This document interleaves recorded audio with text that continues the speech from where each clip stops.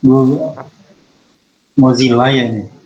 Mozilla. Terus present now. Terus saya tadi terklik tidak setujui. Terus ini nggak bisa presenting, ada pernah gitu nggak ya? Gimana yang ngecek permissionnya ya? Sebentar ya, saya cari Google dulu ya. Mana ya? Jadi ini nggak bisa presenting deh. Waduh. Pak, nanti masuk lagi. Apa masih sama kayak gitu, Pak? Kayaknya sama, karena tadi tuh ini kan pakai Mozilla, ada kayak permission gitu, saya pilih tidak, jadi nggak bisa presenting bentar ya. Kayaknya di pengaturan sih ada. Bentar ya. Gimana? Home. Presenting. You must grant permission in order to screen share. Gimana? Sebentar ya, saya keluar aja dulu ya.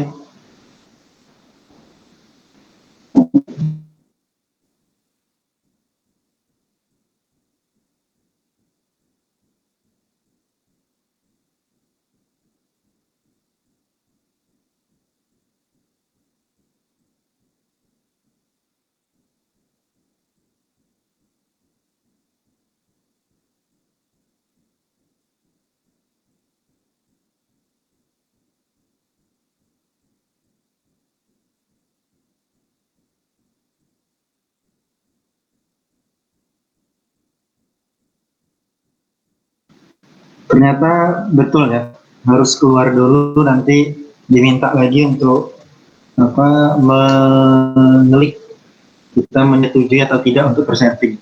Terima kasih ya.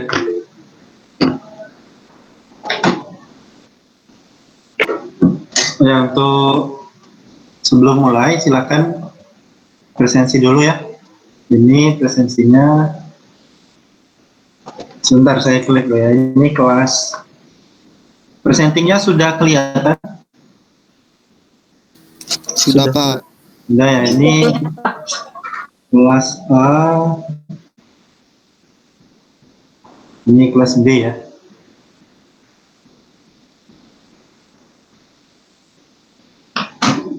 Silakan isi presensi dulu ya. Dan ketik juga yang namanya di kolom komentar Google Meet.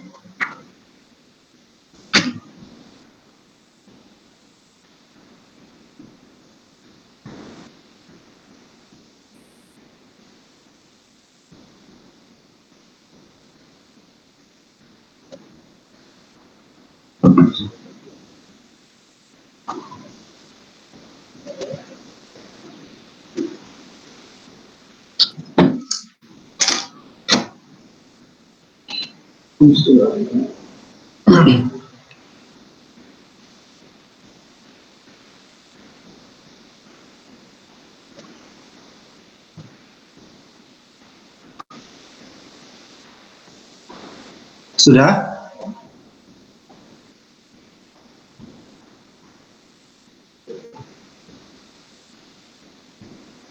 Kita rekam.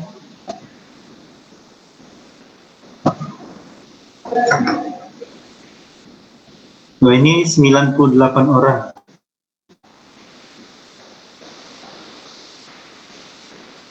Oh ya, kabarnya Google Meet ITERA itu cuma bisa maksimum 100 orang ya. Benar kan? Dalam berapa bulan yang lalu itu saya dapat info di email, katanya email ITERA itu cuma bisa untuk Google Meet untuk 100 orang. Ada yang pernah coba kuliah lebih dari 100 orang? Iya. Untuk SDIK, Pak. Pak.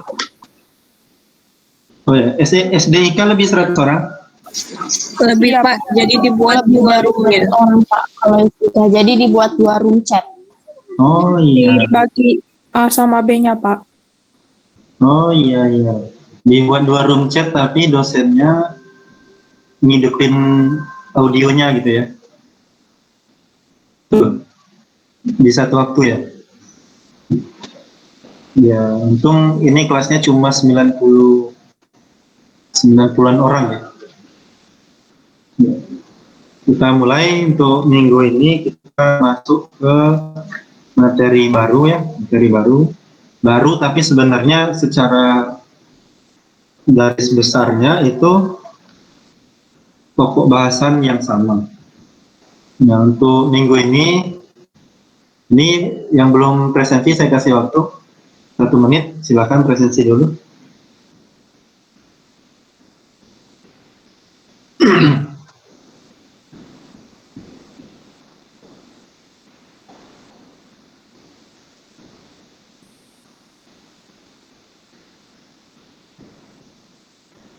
Udah ya?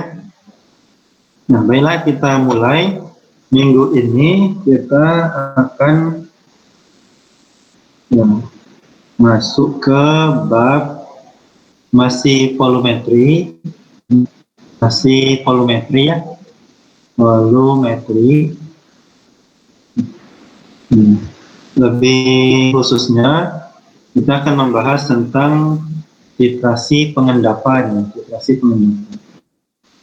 Ya, sebelumnya kalau suara saya kurang jelas, saya mohon maaf ya, karena leher saya sekarang tuh lagi ada radang. Ya, ini di leher ini ada agak bengkak dan ini kurang nyaman ya. Kalau ngomong, makan itu kurang nyaman, jadi kalau suaranya agak pelan mohon dinaikin aja volume handphonenya. Nah, untuk hari ini kita bakal bahas tentang titrasi pengendapan atau sering disebut dengan ya titrasi argentometri. Argentometri. Dan kita bahas itu prinsipnya, standarnya yang dipakai, indikator yang dipakai, terus rupanya seperti apa. Jadi prinsip kerjanya seperti apa, standar dan indikatornya apa, kemudian kurvanya seperti apa. Kurvanya yang diplotkan itu apa terhadap apa.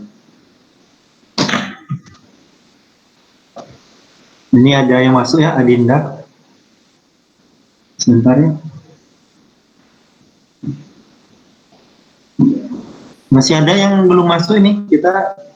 Ini kan di dalamnya ada saya sama Bu Leti. Nanti di kelas totalnya berapa? Mulyadi?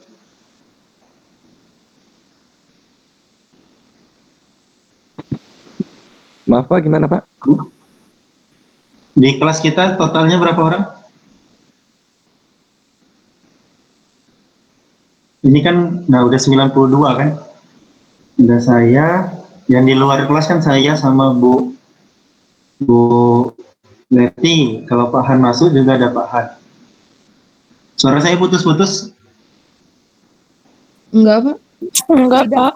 Enggak ya? Sepertinya sinyalnya Lancar ya? Baik. Nah, ini udah masuk semua, jadi kita lanjutkan ya. Nah, jadi ini pokok bahasan kita minggu ini, melanjutkan yang minggu lalu. Kalau minggu lalu itu titrasi asam basa. Kalau minggu ini kita akan membahas tentang titrasi pengendapan, atau juga sering disebut dengan argentometri. Ya. Argentometri. Nah, yang pertama prinsipnya ini, bahwa prinsipnya itu harus ya ini terbentuk endapan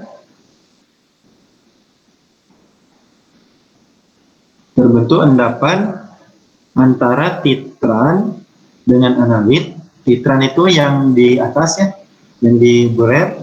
Antara titran dengan analit, ya terbentuk endapan itu karena apa? Karena terbentuk senyawa dengan KSP kecil. Ya. KSP kecil. Ingat ya, waktu belajar di KIDAS 2 tentang hasil kali kelarutan, itu kita membahas garam-garam yang sukar larut. Garam-garam yang sukar larut itu garam-garam yang KSP-nya kecil. Jadi makin kecil KSP itu menunjukkan bahwa senyawa tersebut sukar larut. Jadi terbentuknya endapan itu, suatu endapan itu terbentuk karena KSP-nya itu kecil. Ya. Ketika titran bereaksi dengan analit, terbentuk suatu senyawa, ya, suatu senyawa yang berupa endapan. Kenapa dia berupa endapan? Karena dia punya KSP kecil. Ya. Kedua, pengamatan menggunakan indikator. Menggunakan indikator akan membutuhkan indikator yang bereaksi dengan titran. Dia harus bereaksi dengan titran, bisa berupa senyawa kompleks ataupun berupa membentuk endapan. Kalau senyawa kompleks berarti dia membentuk warna, yang membentuk warna. Syaratnya apa? Syaratnya, ya, senyawa kompleks itu syaratnya apa? Terbentuk senyawa kompleks itu jika ada apa?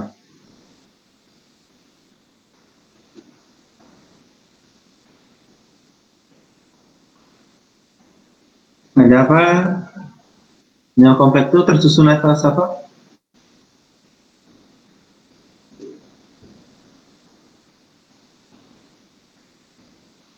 Halo? Atom pusat dan ion kompleks bukan Pak? Ya, ada atom pusat dan ada ligan ya. Ya, ligan maksudnya ya. Ada atom pusat dan ligan. Kalau ada atom pusat dan ligan maka akan terbentuk senyawa kompleks. Itu ya. Contohnya nanti ya kita kasih contoh misalnya reaksi ya Fe3+, nanti perlu suatu ligan ya, ligannya nanti bisa SCN gitu ya, sehingga terbentuk nanti warna apa ya? Warna merah ya, merah bata misalnya. Kemudian syaratnya lagi, prinsipnya ya, prinsip pertama tadi senyawa yang terbentuk antara titran dan analit itu harus KSP kecil, sehingga berupa, kalau dia KSP kecil maka dia berupa endapan. Kemudian pengamatan menggunakan indikator ya, bisa berupa berbentuknya endapan atau bisa juga dengan ya titrannya itu ketika bereaksi dengan indikator itu membentuk warna. Kemudian padatan yang terbentuk itu harus sejenis. Ya harus sejenis ya. Kalau nggak sejenis nanti ya padatannya endapan ada yang warna putih, terus ada yang warna hitam. Terus kita bingung ini endapan siapa kok warnanya beda-beda. Jadi padatan itu maksudnya endapan itu harus sejenis. Ya seperti itu ya. Ya. Nah misalnya ini yang mengingat masa lalu ya. Hitunglah kelarutan endapan AgCl dalam pelarut murni. Ini ya. Kelarutan endapan AgCl dalam pelarut murni. Ya, ini berarti diketahui KSP AgCl 1 kali 10 pangkat min 10. Berarti berapa kelarutan AgCl dalam pelarut murni?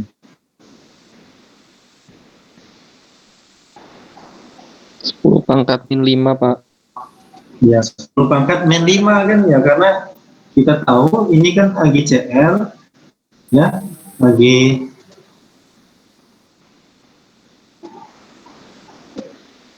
ya, ini ya AgCl itu padat ya, endapan ya. Nanti kalau dia dilarutkan ya, kalau di kimia itu kalau orang awam mungkin menganggap jika kita masukkan batu dalam air itu batunya tidak larut. Tapi kalau di kimia itu dianggap larut, ya, walaupun sedikit. Itulah kenapa dikenal dengan KSP. Ya, KSP itu kan ada karena kelarutan dari suatu senyawa itu sangat kecil. Itulah kenapa dikenal dengan adanya KSP. Jadi walaupun larutnya kecil loh, kayak ini kan AgCl ini kan 1 kali 10 pangkat minus 5 molar ya. Kelarutannya sangat kecil, tapi itu dianggap larut, ya, dianggap masih larut. Berarti kan AgCl menjadi Ag plus ya, ditambah Cl minus, ya. Kita tahu mula-mulanya kan Bapak GCl, tapi ketika dia larut, dia akan pelarutannya kita lakukan dengan S, ya, S. Cl min juga dengan S. Nah, di sini kita bisa tahu bahwa kesetimbangannya, ya, Ksp itu sama dengan konsentrasi dari Ag plus dikali konsentrasi dari Cl minus, ya kan? Karena ini S dan S, berarti konsentrasinya S dikali S, ya. S itu maksudnya kelarutan, ya, kelarutan. Berarti S kuadrat. Ksp-nya, ya, bentuk Ksp-nya S kuadrat. Maka kalau kita mau mencari S kelarutan, berarti kelarutan itu sama dengan akar siapa? KSP, Pak. KSP, ya, berarti sama dengan akar dari 1 kali 10 akar min 10, ya, 10. Maka didapatlah sama dengan kelarutannya 1 kali 10 pangkat min 5. Nah, dari sini kan kita tahu bahwa kelarutannya Ag plus itu 1, ya, kelarutannya GCl-nya itu 1 kali 10 pangkat min 5. Jadi kita bisa tuliskan bahwa, ya, endapan HgCl akan mengion, ya, ya, sebanyak berapa? Sebanyak S, ya, larutan banyak sama dengan 1 kali 10 pangkat min 5. Dalam apa? Dalam pelarut murni, ya, pelarut murni.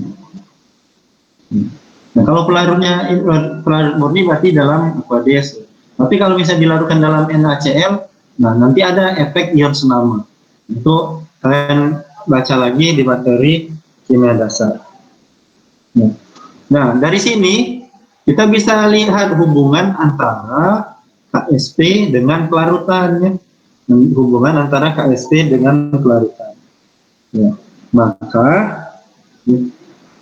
kita tahu bahwa konsentrasi Ag plus, ya, konsentrasi Cl min itu sama dengan, ya, ini sama dengan, ya, kapitalus S itu sama dengan 1 kali 10 pangkat min 5, 1 kali 10 pangkat min 5, ya. Berarti dia mulai mengendap ketika kapan? Ya. Coba, kalau konsentrasi Ag plus dan Cl min itu kurang dari nilai Ksp-nya,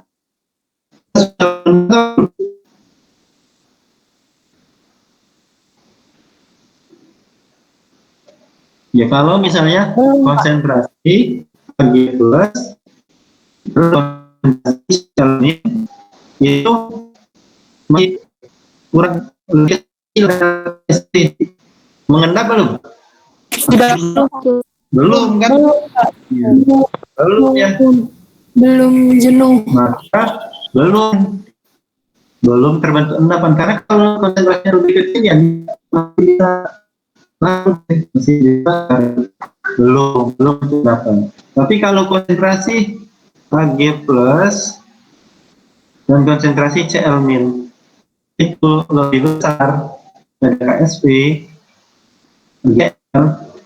maka akan terbentuk, ya, endapan. Ya, sudah terbentuk, ya, terbentuk endapan. Seperti itu, ya.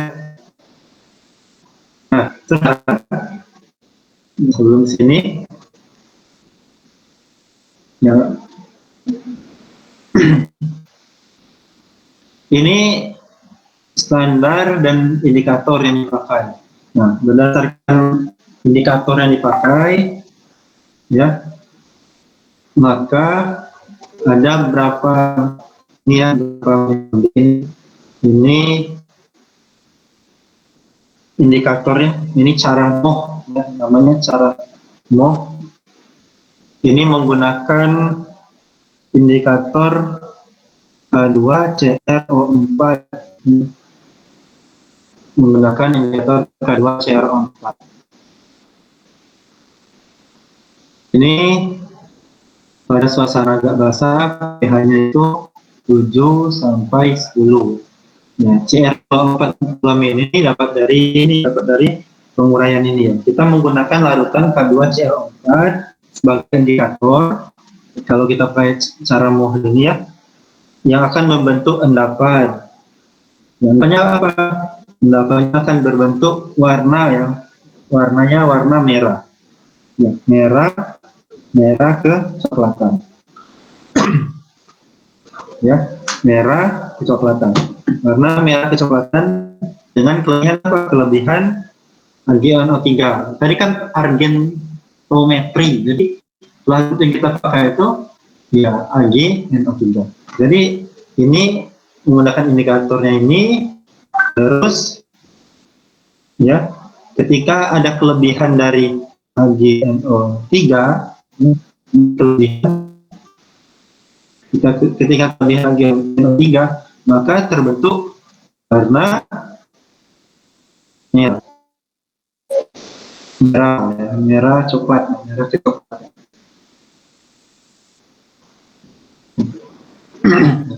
Reaksinya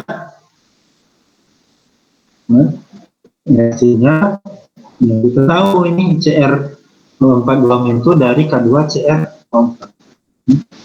Ya, ini maksudnya suara saya agak kurang jelas, saya pun juga ini ya kurang nyaman di mulut ya, tenggorokan karena ada radang. Kita lanjutkan ya reaksinya ya.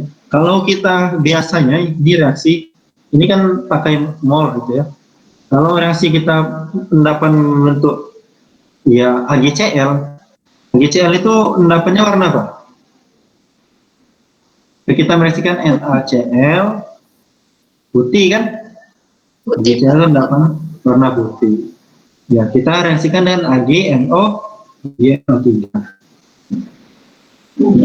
Ya, AgNO3 itu perak nitrat ya. Perak nitrat larutannya bening ya. Kalau perak nitrat bening. Kalau perak nitrat ini kita reaksikan dengan NaCl, maka Ag-nya akan bereaksi dengan Cl ya. Ya, Ag-nya akan bereaksi dengan Cl membentuk AgCl. Solid ya padatan. Nah, ditambah ini sisanya berarti NaNO3. Ini Ag-nya dengan Cl, Ag-nya dengan NO3. Nah, ini endapan warna putih. Ya, warnanya putih. Warna putih dengan KSP-nya tadi berapa? 1 kali 10 bahkan min 10. Ini untuk membentukkan endapan AgCl. Bagaimana dengan reaksi? Reaksi cara MOH ini. Berarti kita tadi kan menggunakan apa? K2CrO4. K2CrO4 plus kita reaksikan dengan AgNO3. Maka akan terbentuk endapan. Ya, terbentuk endapan si Ag akan bereaksi dengan CrO4 2-. Maka akan terbentuk endapan Ag2CrO4. Solid ya, ditambah KNO3. Ya, K-nya di sini masih 1, 2 jadi 2 KNO3. Nah, endapan ini apa warnanya? Warna endapannya merah ya, merah bata. Merah bata ya, merah kecoklatan, merah bata. Ya itu ya, itu reaksinya. Nah, kalau kita coba kalian hitung coba Nah, ini KSP-nya, kalau kalian cari di Google ya, KSP-nya itu sekitar 2 kali 10 pangkat min 12. Nah, coba kalian cari ekspresi ya, bentuk rumus KSP Ag2CrO4. Nah, hubungan KSP dengan pelarutannya, coba. Berarti coba coret-coret di kertasnya bentuk ya hubungan KSP dengan pelarutan endapan Ag2CrO4 Bapak, ya. Pak, berarti AG-nya itu 2S apa CRO? Nah, coba yang 4-nya yang 2S ya, Pak? coba kita itu ya. Coba dibikin reaksinya, berarti Ag2CrO4 ya. Jadi apa? 2AG CRO4 min. Ini kok sama? Bentar, ini berarti jadi 2Ag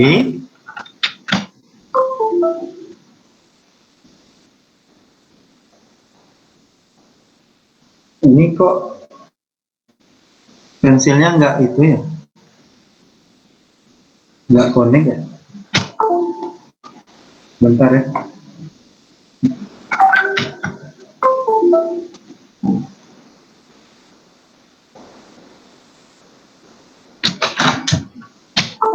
Saya keluarkan bentar ya.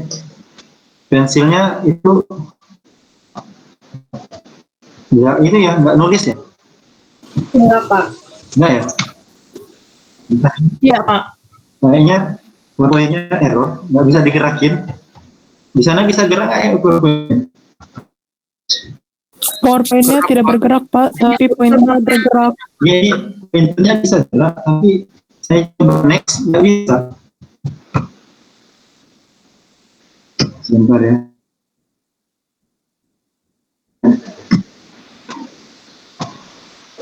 Bentar.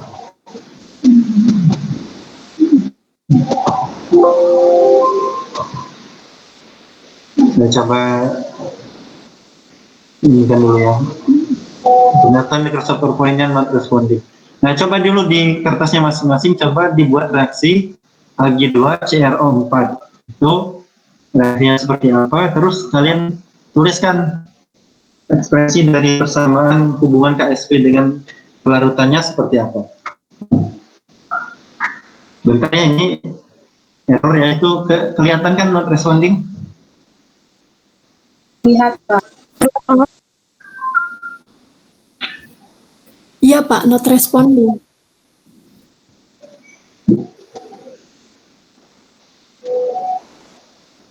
Aduh, ngapain?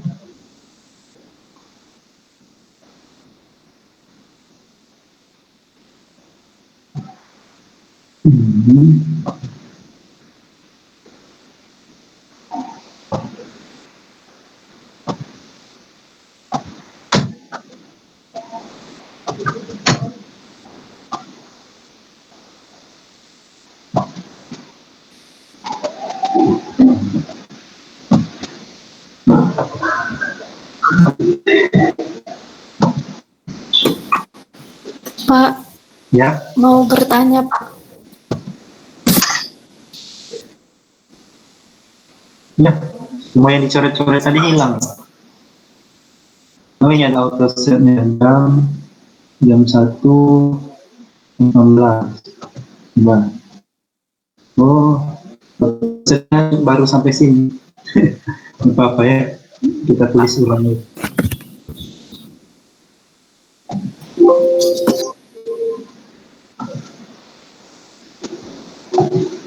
Iya.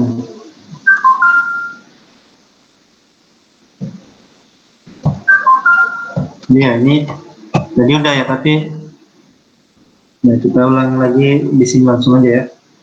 Ini sepertinya udah bisa. Berarti tadi kan reaksinya, nah ini udah bisa nih.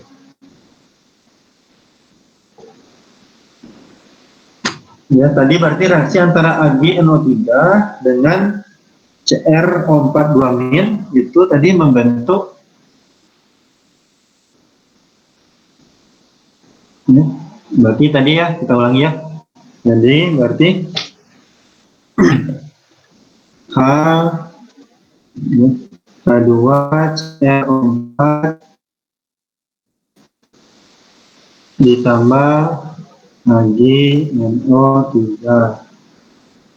membentuk Ag2 CrO4 kan solid, berarti ditambah KNO3 dua kali. Nah, ini tadi warnanya merah. Nah, berarti KSP-nya tadi kan KSP-nya sama dengan 2 kali 10 pangkat min 12. Min 12. Nah, ada yang udah mengerjakan berarti Ag2 CrO4 solid berarti jadi apa? 2 Ag AG 2 Ag ditambah CrO4 2-min. CrO4 2 min ya. Berarti ini kan kita tahu kalau misalnya mula reaksi setimbang gitu ya. Yang mula Ag2 CrO4 yaitu ya masih itu ya belum larut nih, belum nggak ada. Terus dia bereaksi ya melarut sebanyak S gitu ya ketika reaksi. Terus berarti di sini berapa S? 2S. 2S kan. Terus ketika reaksi ini juga sebanyak S, CrO4 2-min yang terbentuk berarti S. S.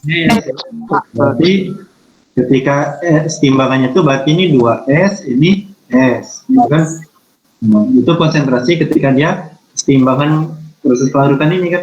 Berarti kita bisa tulis mengekspresikan persamaan KSP-nya. Berarti sebenarnya KSP sama konsentrasi apa? Konsentrasi Ag 2 Ag plus pangkat 2 ditambah konsentrasi CrO4 2-min. Ditambah ya, dikali. Jadi karena kita ingat ya kesetimbangan itu konsentrasi produk dikali ya konsentrasi produk, total konsentrasi produk ya, konsentrasi produk dikali konsentrasi produk dibagi konsentrasi ya. Nah ini berarti dikali ya konsentrasi CrO4 2-min. Nah dari sini kenapa nggak dibagi ini, nggak dibagi Ag2 CrO4? Karena dia solid, Pak. Nah, karena dia fasanya solid. Ingat ya, fasa solid dan liquid itu aktivitasnya dianggap satu sehingga tidak mempengaruhi kesetimbangan. Jadi itu dalam kesetimbangan ya. Jadi dapat berarti ini sama dengan 2S pangkat 2 dikali S ya. Maka dapatlah 4S pangkat 2 kali S. Maka dapatlah 4S pangkat 3. 3. Berarti kalau kita mau tahu berapa kelarutannya, berarti tinggal masukkan nilai KSP kan. Berarti S pangkat 3 itu sama dengan KSP per 4 ya. Ya. Nggak pakai akar ya, Pak? Ya, ini kan S pangkat 3. Kalau jadikan S kan berarti kelarutan S sama dengan akar kan. Akar 3 ya. Akar 3 KSP per 4. Nah, itu ya. Kita tahu nanti berapa kelarutannya. Dari situ kita nanti bisa dibandingkan misalnya siapa yang lebih terbentuk 8 duluan, Ag2CrO4 atau AgCl. Lihat dari nilai kelarutannya. Ya. Ini cara mol ya, cara mol itu menggunakan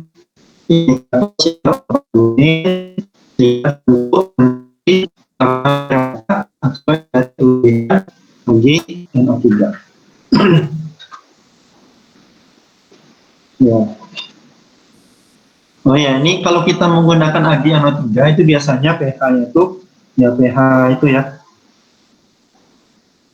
pH-nya tuh bukan di daerah basah. Jangan sampai kita menggunakan daerah basah untuk pH untuk pembuatan AgNO3.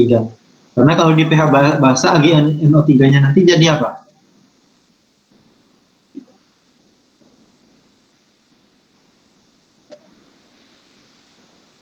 Nah, kalau kita punya AgNO3, kalau di daerah basah dia nanti akan jadi, kalau daerah basah berarti banyak apa? OH min. Banyak OH min kan? Berarti nanti Ag-nya bereaksi dengan OH jadi AgOH. ya AgOH kan, AgOH itu ya, AgOH itu 8 juga kan, 8 warna warna warna hitam ya kalau itu ya kalau bikin barusan AgNO3 itu ya dihindarkan juga dari OH, dari pH basah.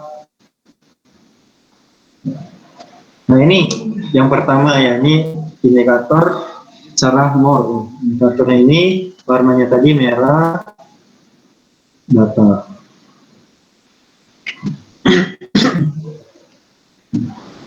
Yang kedua ya, ini menggunakan cara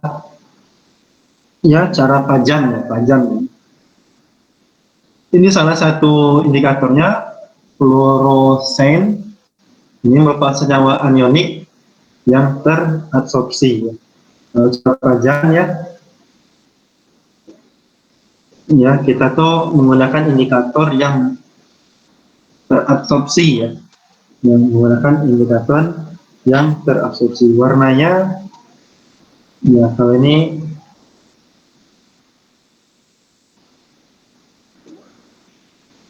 ini pada cara pajang ini ya bisa berupa basa atau asam organik. Nah, ini kan ya ini fluoresen ini fluoresen itu senyawa anionik yang terabsorpsi.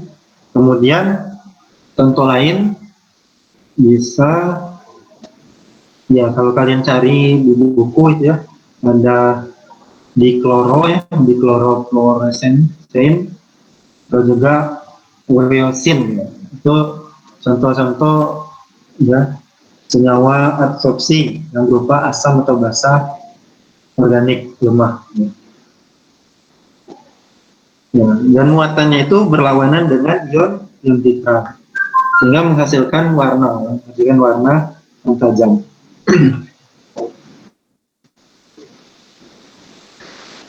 Contohnya ya, ini tadi kan contohnya satu ini. Yang kedua saya tulis saja ya.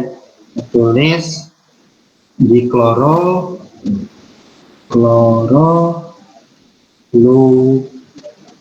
fluoresen.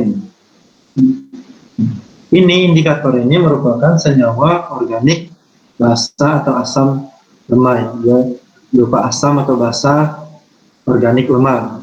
Dan muatannya itu ya, muatannya berlawanan dengan titran, berlawanan dengan titran ya, ion titran, hingga menghasilkan warna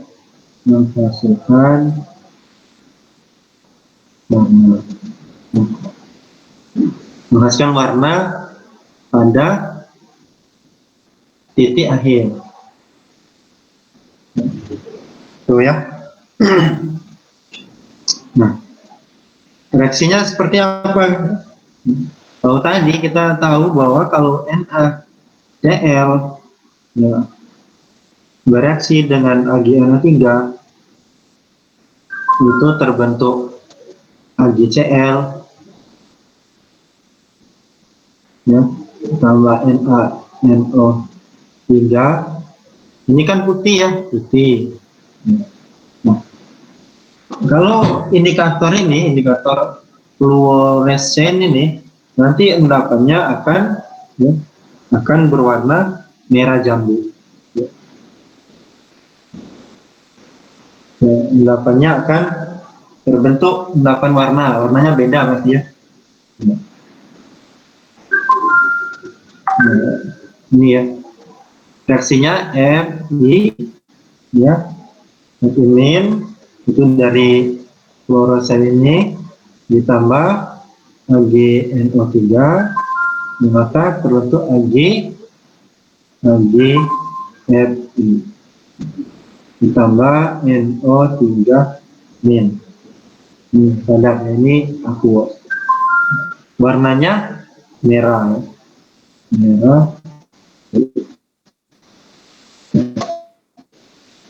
Jadi ini misalnya ini tergantung dari jenis ya, jenis indikator yang dipakai. Ini cara pajan. Kalau kita mengintegrasi penerapannya.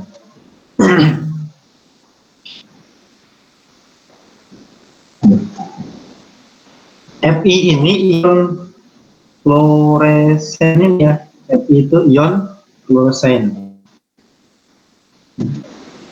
Ya. Nanti akan terbentuk endapan warna ini dengan berupa koloid ya, terdispersi ya. Dia terdispersi. Ya, terdispersi.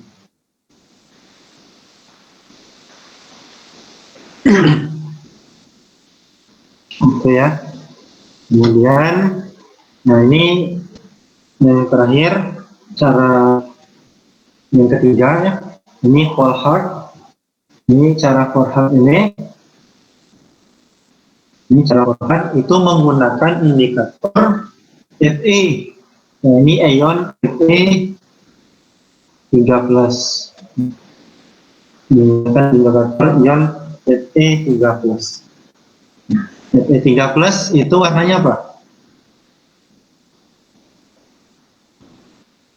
Kemarin udah belajar kan kita warna larutan. Fe 3+ itu pernah lihat garam Fe nggak? Garam Fe 3+.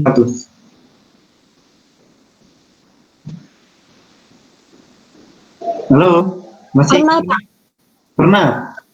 Pernah lihat itu nggak? Pernah lihat air kamar mandi yang daerah rawa-rawa? Oh, warnanya kecoklatan keruh itu, Pak. Warnanya itu kuning-kuningan gitu kan? Iya, kan, Pak. Nah, jadi warnanya itu kuning. Jadi kalau di daerah rawa terus bau airnya tuh kayak bau karat, itu banyak ion Fe-nya. Banyak ion Fe-nya. Kita menggunakan ion Fe3+ pada suasana asamnya.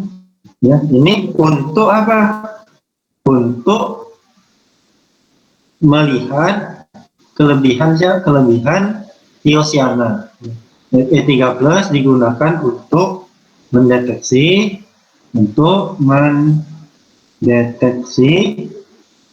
kelebihan thiocyanat. Thiocyanat apa? SCN ya. SCN. SCN min ya. SCN min.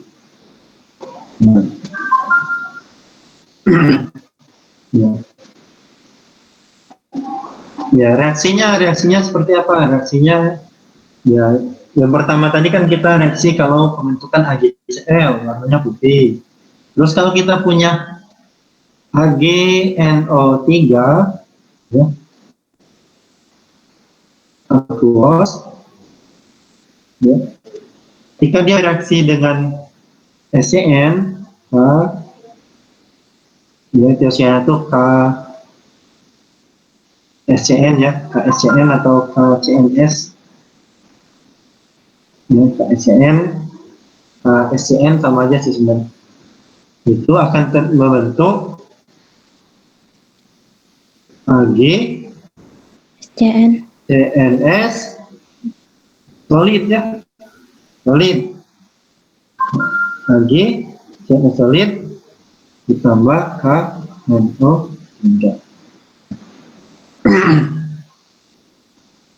Kemudian si ion Fe3+ ini Ini nanti akan membentuk kompleksnya, kompleks. Ya. Fe3 plus, ya. Itu kalau bereaksi dengan SCN ya, SCN itu akan membentuk nanti bentuk kompleks Fe CNS, FeSCN ya, FeSCN membentuk Fe ini SCN 6 kali.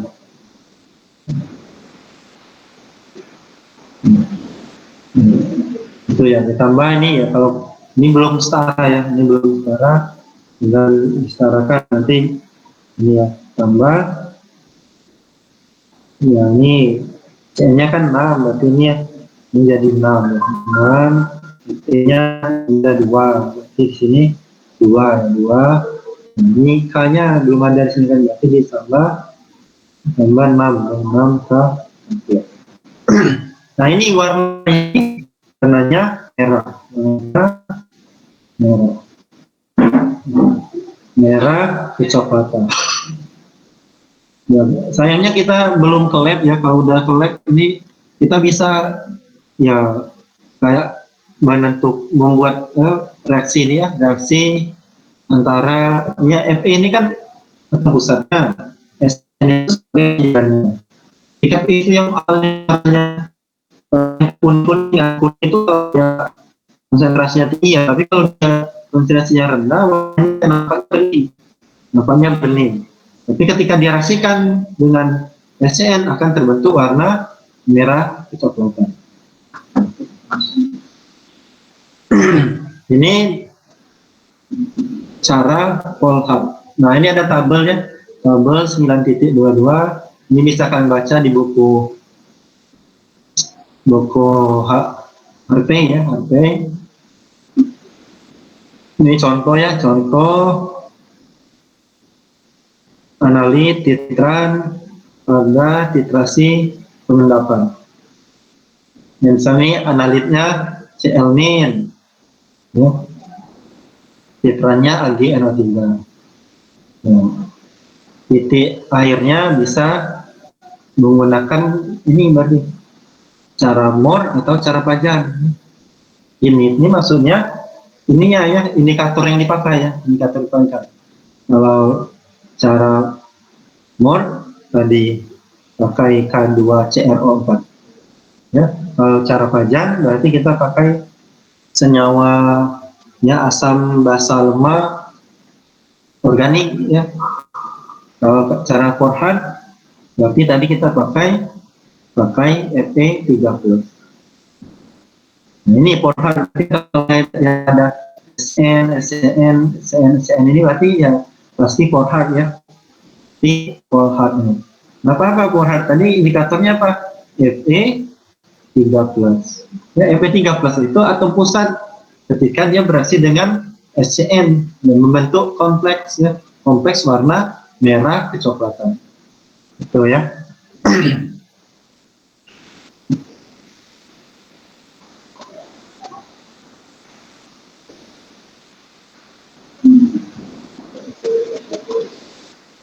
Ya, seperti itu ya. Kemudian ya ini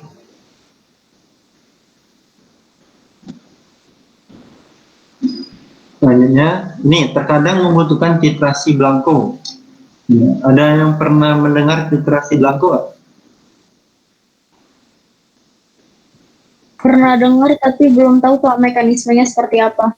Ya, titrasi blanko ya. Ya, apa titrasi blanko yang pernah kalian dengar gitu?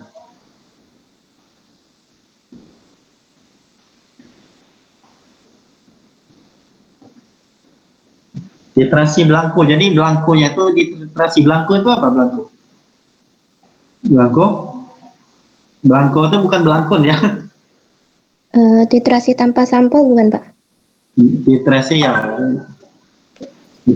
itu apa ya? Titrasi tanpa analit. Jadi sampel itu kan sebenarnya ada analit yang kita mau kita ukur kan. Jadi blanko itu larutan tanpa analit kan, tanpa analit, dan kita harapkan Blanco itu selain tanpa analit, tanpa matriks juga kan, tanpa pengganggu. Nah itulah kenapa kita perlu terkadang butuh titrasi Blanco itu. Titrasi Blanco itu titrasi yang dilakukan tanpa melibatkan analit. Jadi yang titrasi itu cuma Blanco-nya aja. Kenapa kita perlu titrasi Blanco? Karena kita mau untuk koreksi. Kita mau koreksi untuk apa? Untuk memastikan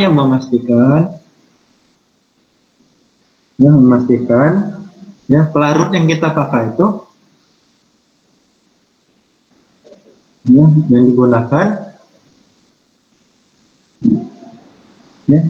kalau yang digunakan itu kondisinya baik ya. Maksudnya baik itu dia tidak mempengaruhi proses pengukuran. Dia tidak ikut kalau dia ternyata Blanco yang kita punya itu ternyata punya pengganggu ya. Jadi dia kan pasti mengganggu proses terbentuknya endapan gitu kan. Jadi kadang-kadang perlu titrasi Blanco. Begitu ya.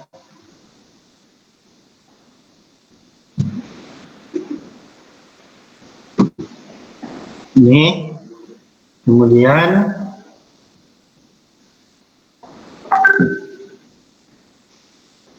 saya lanjutkan ya. Nah tadi kan saya membahas bahwa kalau kita menyiapkan larutan perak nitrat, ya, kalau kalian menyiapkan larutan Ag dan O3 itu kalau kita nggak pakai sarung tangan ya biasanya pulang-pulang tangan kita ada bintik-bintik ya, bintik hitam kayak tai lalat. Kalau kita menyiapkan ini ya pulang-pulang tangan kita ada bintik-bintik hitam. Kalau kita praktikum di lab nanti bisa aja sih dicoba. Bagian tiganya menyiapkan tiba-tiba kok pulang ini tangan saya kenapa ya ini ada bintik-bintik hitam.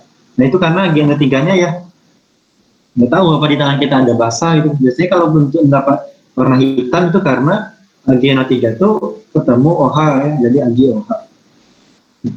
AgNO3 itu mudah larut dalam air. Larut dalam air. Ya, serbunya ya serbu kayak garam gitu ya, kayak garam putih-putih gitu. Ya, kalau kalian lihat di deret volta, dia merupakan oksidator kuat.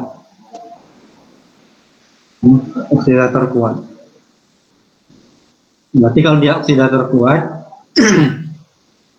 kan kalau di deret volta itu nilai potensial sel menyatakan apa? N0 itu menyatakan N0 apa? Oksidasi atau reduksi? Reduksi, Pak. Reduksi kan? Potensial reduksi. Karena kalau di tabel deret volta itu pasti yang dinyatakan itu reduksi, walaupun sebenarnya nanti dia di reaksi itu oksidasi. Berarti ini N0 Ag plus menjadi Ag ya, menjadi Ag. Itu sama dengan ya N0 itu plus 0,80 volt. Nah, berarti ini Ag plus ya ditambah elektron menjadi Ag. Ya, Ag solid. Oksidator kuat. Kalau dia oksidator kuat berarti dia mengoksidasi tapi dia terreduksi. Ini kan terreduksi, ini kan Ag plus jadi Ag0. Ag0 itu kan dari muatan bilok 1 menjadi biloknya 0. Terus ini AgNO3 nih ya mudah larut, oksidator kuat. Ya, mudah rusak ya, mudah rusak. Mudah rusak akibat apa? Akibat zat-zat organik. Nah, dia tereduksi. Nah, kalau dia oksidator kuat berarti dia mudah tereduksi. Dia tereduksi menjadi cincin perak, Jadi cincin perak. Ya. Ini seharusnya di mata kuliah kimia organik sama di analitik itu ada menyinggung tentang ini ya, proses pembentukan cincin perak, ada analisis kualitatif. Ya, pH dipakai apa pH? Umumnya pada pH netral. Ya, saya sampaikan nih, kalau pH basah, dia nanti ngendap dong, jadi AgOH.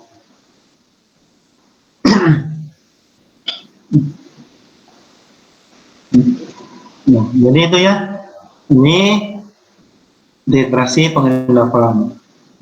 Ya, jadi indikator yang dipakai tadi, ingat ya, ini indikatornya satu tadi MOR ya, menggunakan K2CR4, warnanya merah bata. Kemudian Fajan itu menggunakan fluorescen atau epimin ya, yang berupa asam atau basa organik lemah ya, yang terabsorpsi. Kemudian ini yang terakhir itu cara Folhard itu menggunakan Fe3+ sebagai indikator untuk mendeteksi kelebihan SCN, sehingga terbentuk warna merah bata. Nah, untuk tabelnya silakan lihat di sini. Ini tabelnya ya, untuk macam-macam analit ini bisa menggunakan titranya AgNO3 ya. AgNO3 itu, itulah kenapa tadi nama lainnya itu argentometri.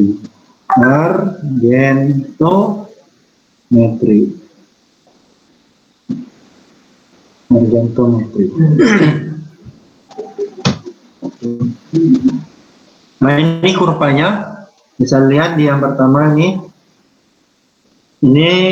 volume 0,1 molar perak nitrat ya. Volumenya dalam mililiter ya. Kemudian ini nilai dari PAG itu berarti min log konsentrasi Ag. Kalau pH kan min log, kalau pH itu min log apa? Konsentrasi H+. plus ya. Kalau PAG berarti itu sama dengan min log konsentrasi Ag ya. Jadi kalau nanti sini tulis PCl berarti min log konsentrasi Cl. Nah, ini kurvanya bisa dilihat di sini ya. Ya, ini dari ya, ini analitnya ya. Ini imin berarti membentuk AgI ya. AgI kan juga padatan ya. Ini AgBr, ini Cl min, AgCl. Nah, ini dilihat dari kita lihat KSP-nya. Ya. Ini makin rendah ya, di atasnya makin rendah. Nah, yang rendah berarti dia lebih tinggi ya. Kurvanya lebih di atas dibandingkan yang lebih kecil, lebih besar ya. Makin besar nilai KSP-nya berarti dia kurvanya itu makin ke bawah. Itu ya. Nah, ini bentuk kurvanya ya. Bentuk kurvanya bisa dilihat. Ini gambar 9.41 ya, titrasi pengendapan untuk 50 ml ya, 50 ml Cl min 0,05 molar, berarti bisa Cl min itu bisa dari NaCl ya. Ya, dari NaCl 0,05 molar dengan perak Ag plus 0,1 molar. Nah, untuk bagian A-nya, nah ini A, ini B. Yang A itu diplotkan volume titran terhadap PCl. Ya, volume titran terhadap PCl. Yang A berarti ini ya. Kalau kita itu berarti ini ya. Nah, tuh ya. Volume titran terhadap PCl.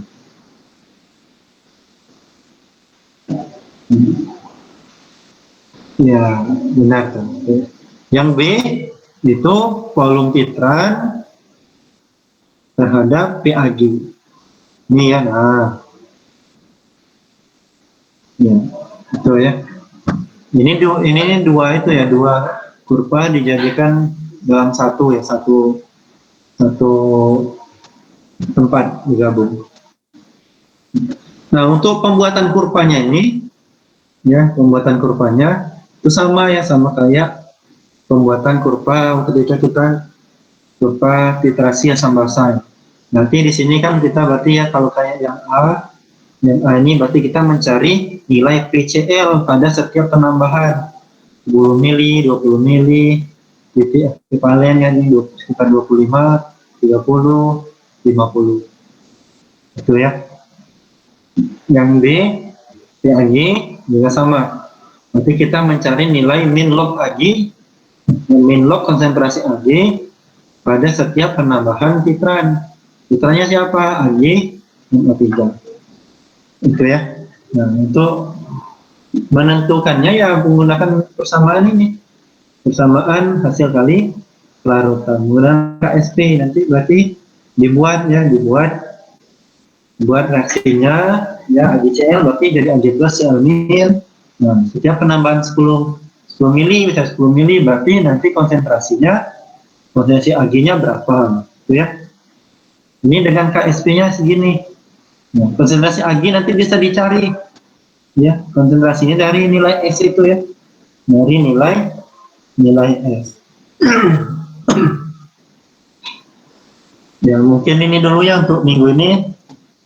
Ini udah susah saya ngomong. Nggak tahu ini gara-gara itu ya, gara-gara infeksi jadi agak nggak enak saya ngomong. Ya mungkin sekian ya, ada pertanyaan? Cukup, Pak. Ada yang mau nanya? Oh, ya, ini sakit ya. Untuk hari Rabu, nanti kita mulai praktikum ya. Hari Rabu sudah mulai praktikum.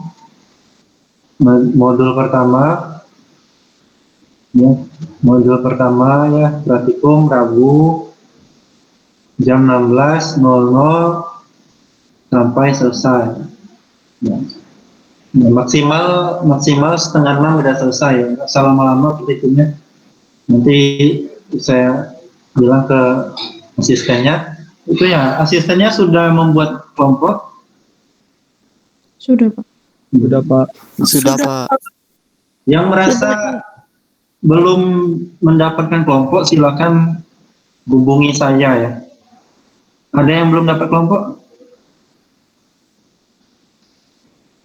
Sudah semua sepertinya ya. Jadi Rabu jam 16.00 sampai selesai. Modul pertama hari Rabu itu tentang kalibrasi ya. Kalibrasi alat gelas. Untuk modulnya sebenarnya nanti di videonya sudah mencakup modul ya, tapi nanti akan saya kirimkan ya. Akan saya kirimkan modul PDF-nya ke grup kelas ya. Nanti Mulyadi ingatkan saya saja ya. Mulyadi masih ada? Masih, Pak, tapi dari tadi tuh putus-putus gitu, Pak, suaranya, Pak. Oh iya, nanti dengar rekaman aja kalau kurang. Nah, jadi modulnya ini ya silakan nanti belajar nanti ya ada presensi. Nanti ketika hari Rabu di jam 16.00 kita masuk ke link ini dulu ya, ke link kelas. Sekitar 15 menit ya, 15 menit pengarahan pengarahan dari saya, Bu Leti atau Pak Han nanti. Kemudian setelah 15 menit itu kalian pindah, move ke Google Meet, ya, ke Google Meet kelompok. Nah, ke Google Meet kelompok. Nah, nanti setelah di Google Meet kelompok akan ada asistennya masing-masing. Akan ada asistennya masing-masing yang akan memantau untuk proses praktikumnya. Nah, proses praktikumnya ingat ya, yang pertama nanti ada presensi ya, presensi. Jadi datang tepat waktu ya, presensi sama kakaknya. Kemudian nanti ada pretest. Pretestnya plus minus 15 menit. Kemudian nanti ada pengarahan. Pengarahannya dari Asprak. Ya. Kalian harus ngapain gitu ya. Terus nonton video. Nonton video ini diharapkan kalian ya dihayal-hayalkan kalian itu berada di lab ya. Karena masuk lab kita kan ya berhayallah kalian sedang berada di lab kita.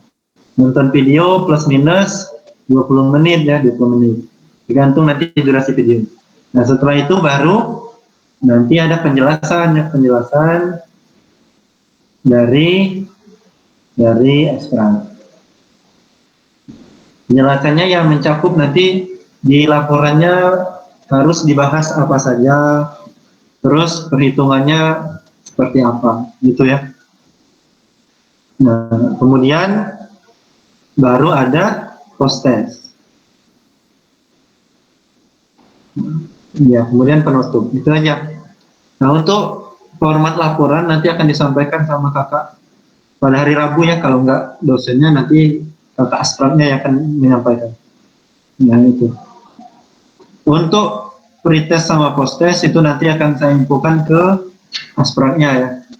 Ya, nanti kemungkinan ya, kalau waktunya cukup, pretest dilakukan, post-test dilakukan. Tapi kalau waktunya terlalu lama, nanti dipilih salah satu sama Asprak. Di sini ada pertanyaan.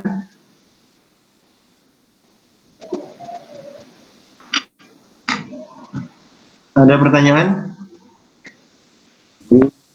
Sepertinya belum ada, Pak. Sepertinya cukup, Pak. Lani? Iya, Pak. Ada pertanyaan, Lani? Ada, Pak. Iya. Jonathan, ada pertanyaan? Tidak, Pak. Tidak. Catherine, Iya, Pak. ada pertanyaan Catherine?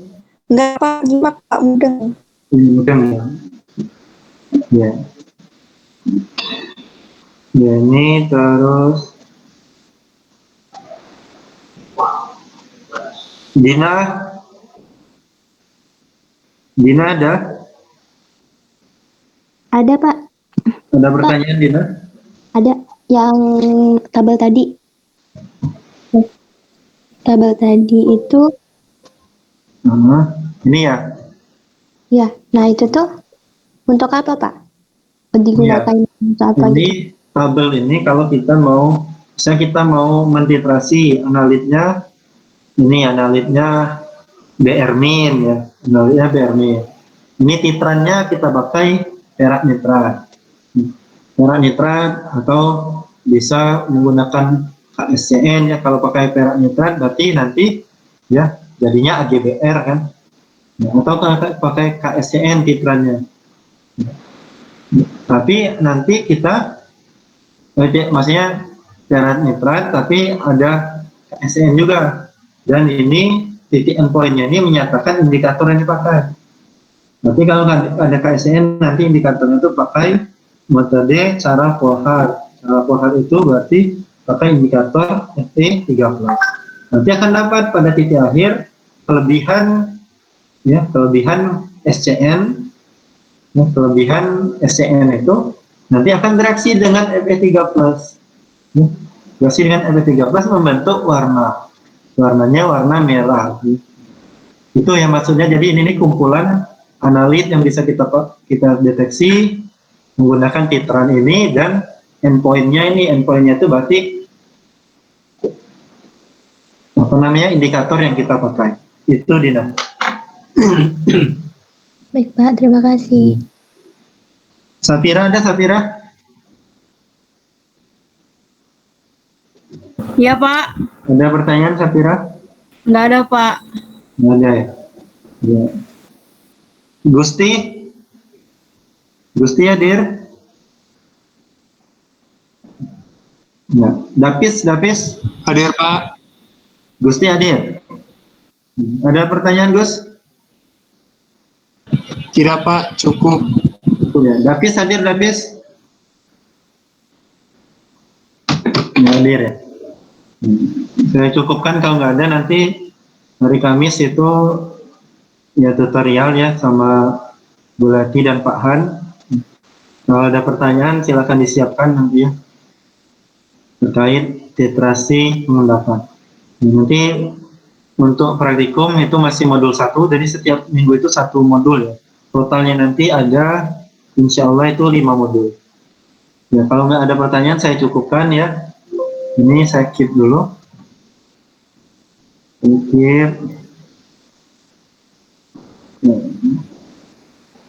Saya mau lihat, tolong hidupkan semua kameranya. Saya mau lihat ini ada orang nggak? Coba semuanya hidupkan kameranya. Oke, siapa? Ya. Saya mau lihat wajah-wajah. Ya. Terus saya mau saya screenshot. Maksimal cuma 49. Ini saya ya.